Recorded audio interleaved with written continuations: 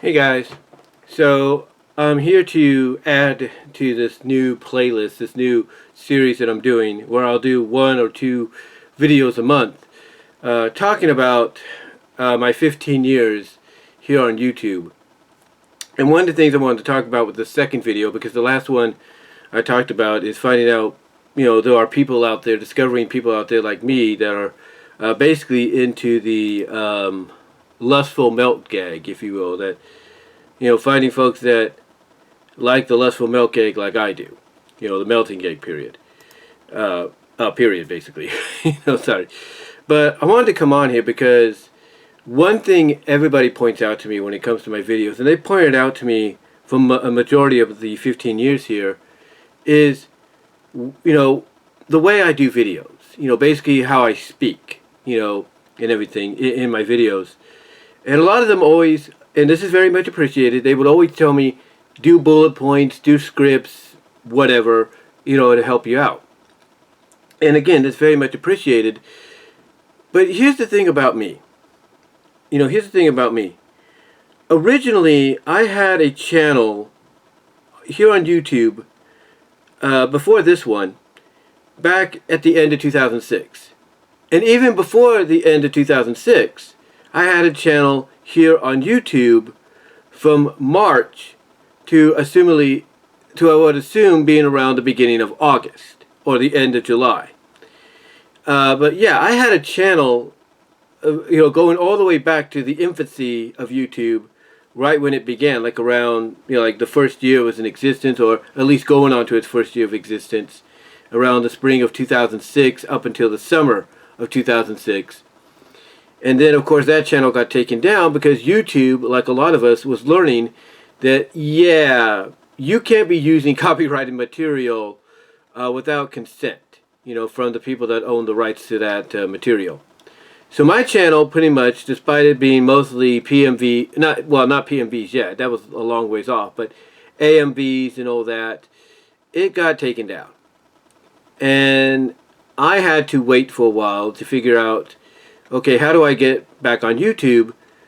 And then it hit me, well, wait a minute.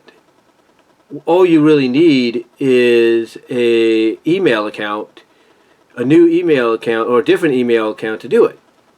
So I decided, okay, I'll create a new one, which I did, at Hotmail. I think it was Hotmail. And I went from there. And that platform, that channel lasted me for about the end of 2006 to about mid-2008. So you had me uploading videos from when I was still in Kansas to uploading videos when I showed up here in California. But then that got taken off because I don't really recall what the reason was. I think my nephew, who's getting married this summer, he was, how old was he at that time? He was going on 2008. He was born in 95. He was going to be 13. Wow. No, that's 15 years ago. He was going to be 13 and everything. So anyway, he was very smart with computers too, and games and all that. And he was at a time where he was very rebellious, or getting to be very rebellious. Was getting to that point where he basically said things that he didn't mean, and would probably do some things he didn't mean to do, non-harmful. But yeah, he said basically that he would shut my channel down. He would hack my channel to get back at me. And I don't know if it was him that did it, or maybe it was YouTube that, just said, your channel is done. I don't know. Because I do recall around this time, too, I did a rant video. On the site Encyclopedia Germanica. And Encyclopedia Germanica is basically a parody of Wikipedia.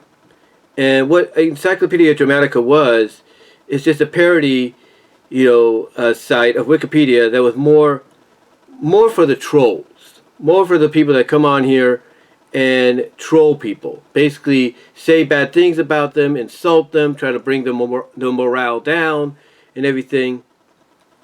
And basically I did a rant video on it, uploaded it to my channel, and then almost, I wouldn't say immediately, but almost within a day or two later, my channel was gone.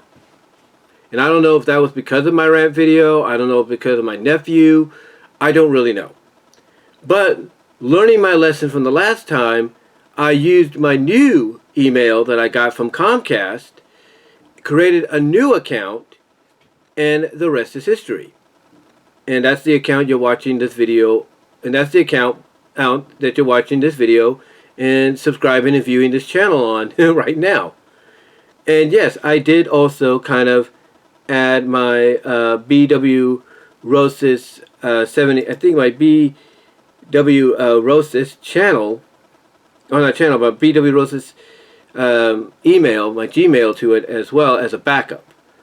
And again, this was at a time where YouTube was, I think, about 3 years old. They were still learning some things, you know, along with the rest of us.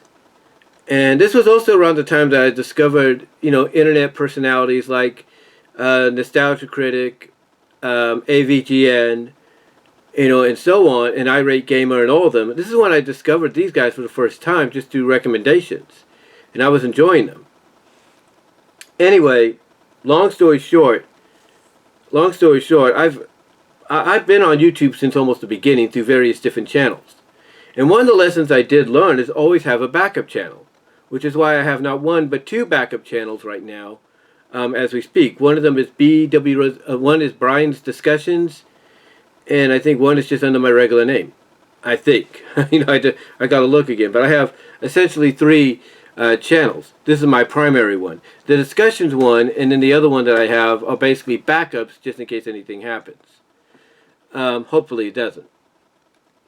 But anyway, yeah, I've been on YouTube since almost the beginning.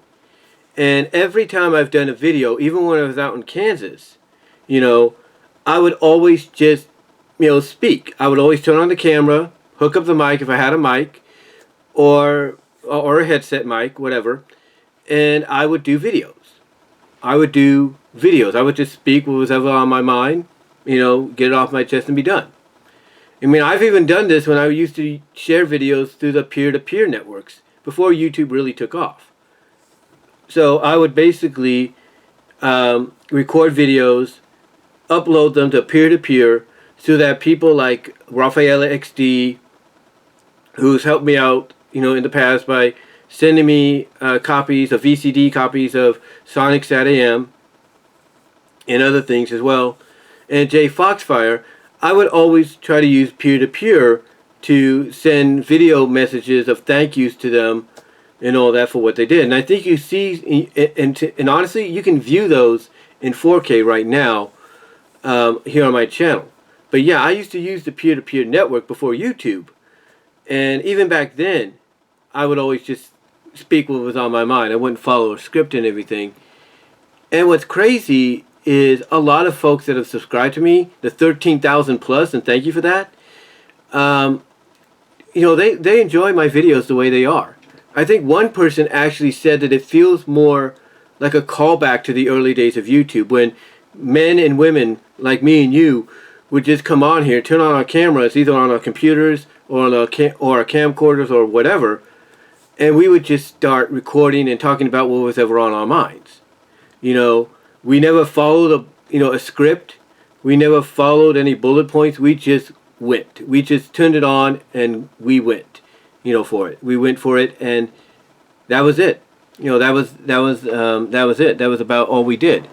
Now, honestly, nowadays, you have people, you know, going off of bullet points that they type up, going off scripts that they memorize, just to make sure that whatever they're talking about comes off good. But there's a lot of YouTube personalities out there, wrestling YouTube personalities, non-wrestling YouTube personalities, that will basically say what's on their mind. They will basically come out and say what's on their mind. Even if they record it and edit it together, they will say what's on their mind, no matter what. I've seen Doug Walker do this. I've seen James Rolfe do this.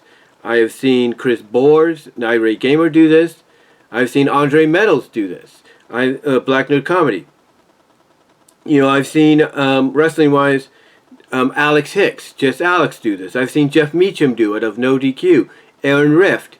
You know, JD from NY206 is probably the best example I can think of outside of Just Alex. And OTR Essential, because those people, they'll turn on the camera, either they're live streaming or recording, and a majority of the time, depending on how, you know, they set it up, like basically what topic are they going to tackle, or what are they going to, you know, put on skit-wise to kind of get the point across and everything. You know, a majority of the time, they will do what I'm doing and just speak their minds. I mean, Alex, you know, in the recent months has actually done that. Yeah, he'll still do videos where he'll talk about a topic, he'll edit it together where you zoom in on him, or zoom, well, basically the camera will zoom in on him and all that, you know, and everything. And, you know, basically, you know, he'll talk about whatever he wants to talk about, whatever the topic is, but he'll edit it together, and you can tell he is going off bullet points. Or he'll edit it together, like he did with his Royal Rumble reaction video that he put up recently, and it will be legit reactions. It will be legit reactions. That's it.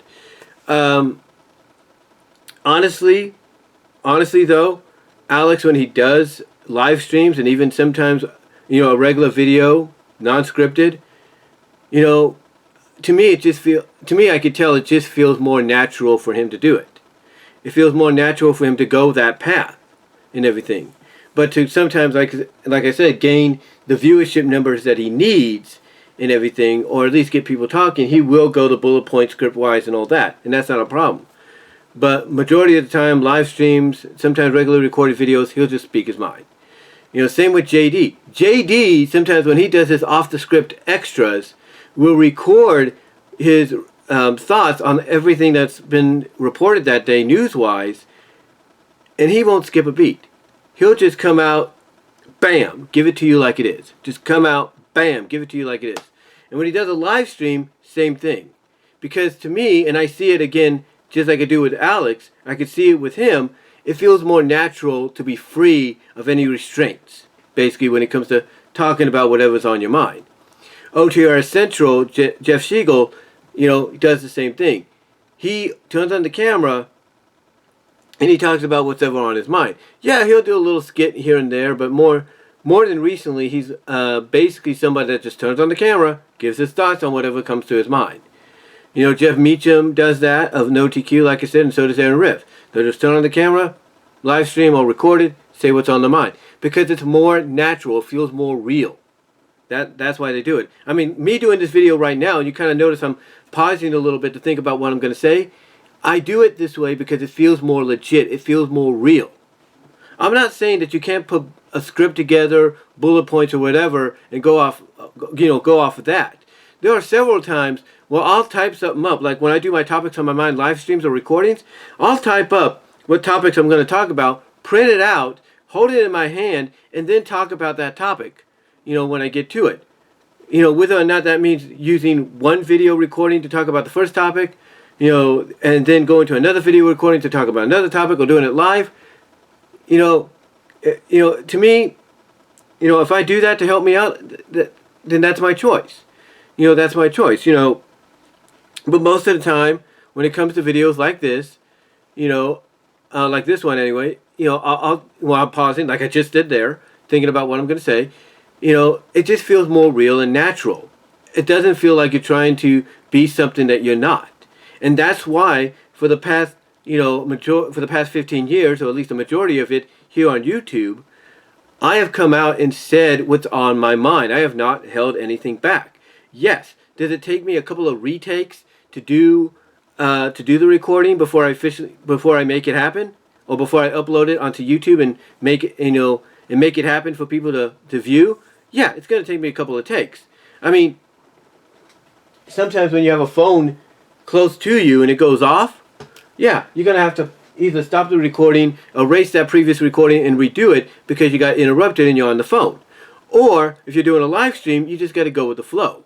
There have been several times that I've seen, as I mentioned before, I've seen Alex Hicks get interrupted by people calling him or coming into his room while he's doing a live stream. I've seen it I mean, recently, JD had some internet issues, if you will. We had to restart, redo and all that with a live stream, an actual live stream. He had to do all that. All because things screwed up.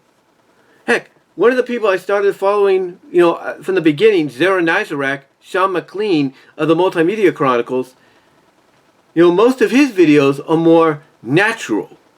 They're more natural. It's like he has a way of doing things. Like when he does his, I think he does his annual, his annual update videos, like his annual yearly update videos, where he shows off, general-wise, all the different movies and shows he has on Blu-ray and DVD and everything.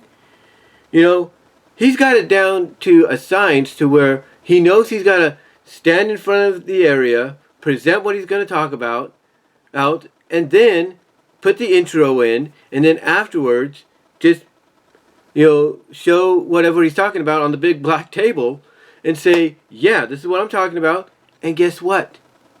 As far as I know, it's all natural. It's not scripted. And to me, I think he does that the same reason I do mine, and everybody else does it recently. From even when they started here on YouTube to even now, with a few, instances of script preparing and bullet point preparing and all that. He does it just like I do because it feels more natural to him. It makes it feel more real. I mean, I know people are going to look at this video and be like, oh, you should have gone off of bullet points and everything, Brian. Look, I could have done that. Yes, I could have done that. I could have wrote a script down to kind of talk about the various reasons the reason I do unscripted videos and everything, unfiltered and all that. I could have done that, but to me, doing it this way, where I just turn on the camera, let people know, how I feel about what I'm talking about, or in this case, letting you know why I've been doing it this way for so long.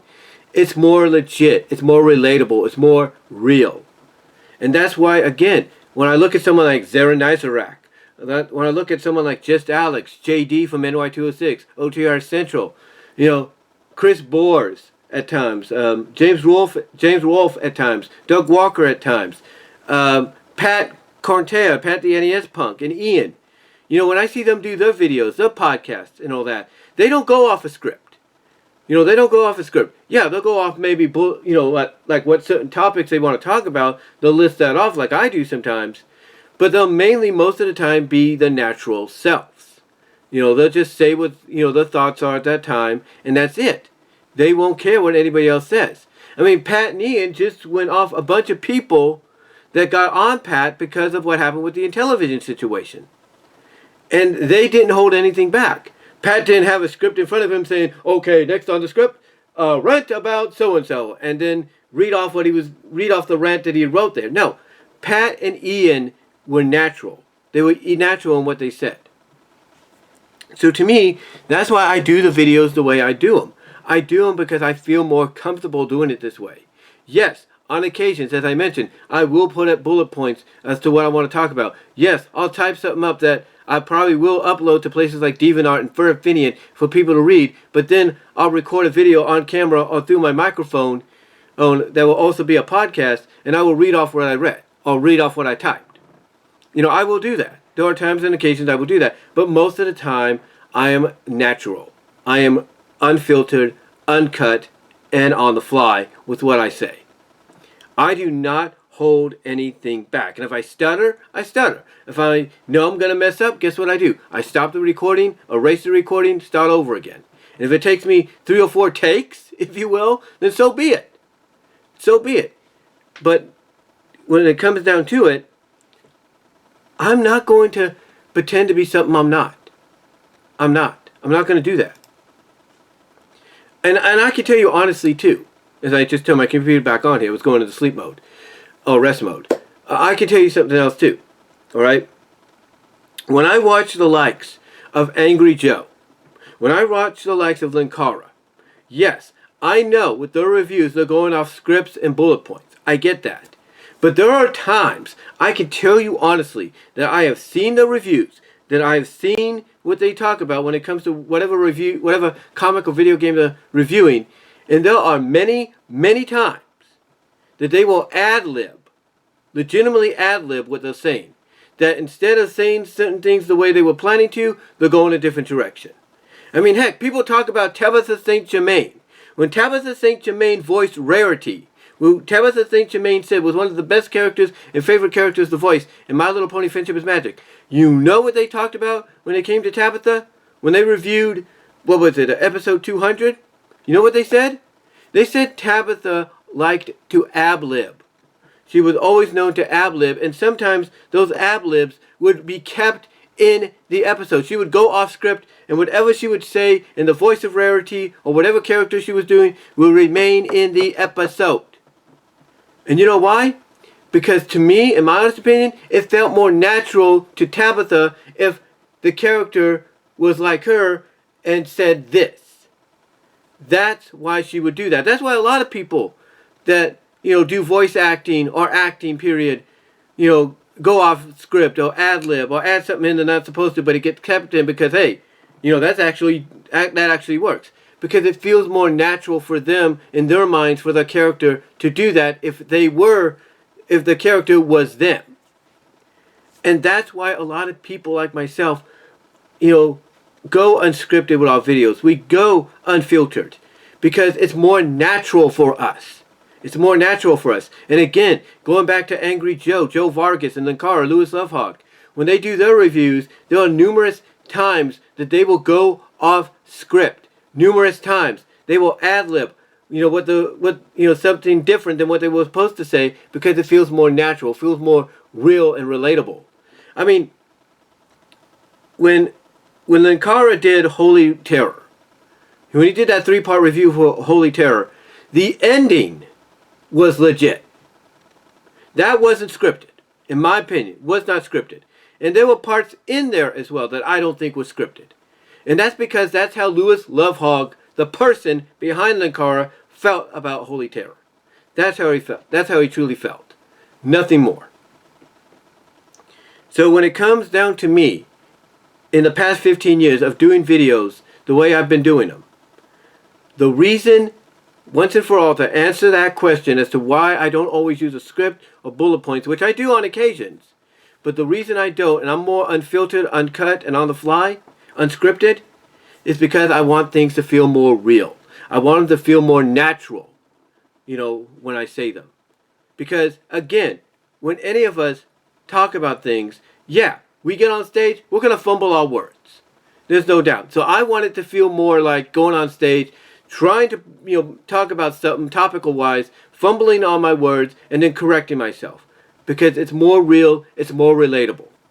So that's why, at the end of the day, every time you watch a video or you listen to an audio video or podcast, it's not me going off a script or a bullet point. Majority of the time, it's me being unfiltered, uncut, unscripted, and on the fly.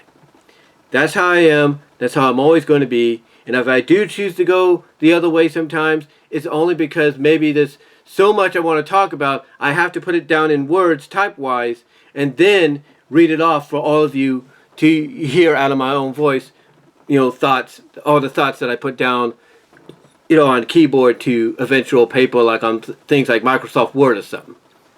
But at the end of the day, guys, that's just how I am. And that's how I'm always going to be with this channel.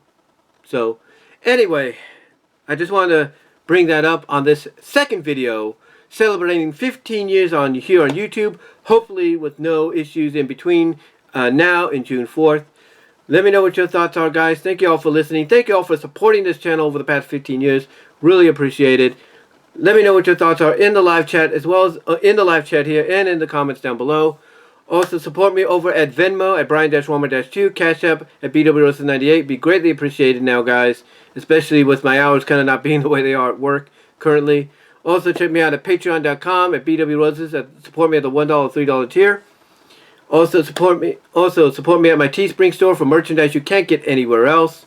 Also, guys, check me out at VENMO for content you can't get here on YouTube. There might be something new going up real soon that I've talked about earlier. Also, support me over at deviantart.com, so that's BVW1979. And until next time, guys, again, thank you all for support. There will be another video probably later this month or next month as we continue the countdown to celebrating 15 years here on this channel known as BW Rosas.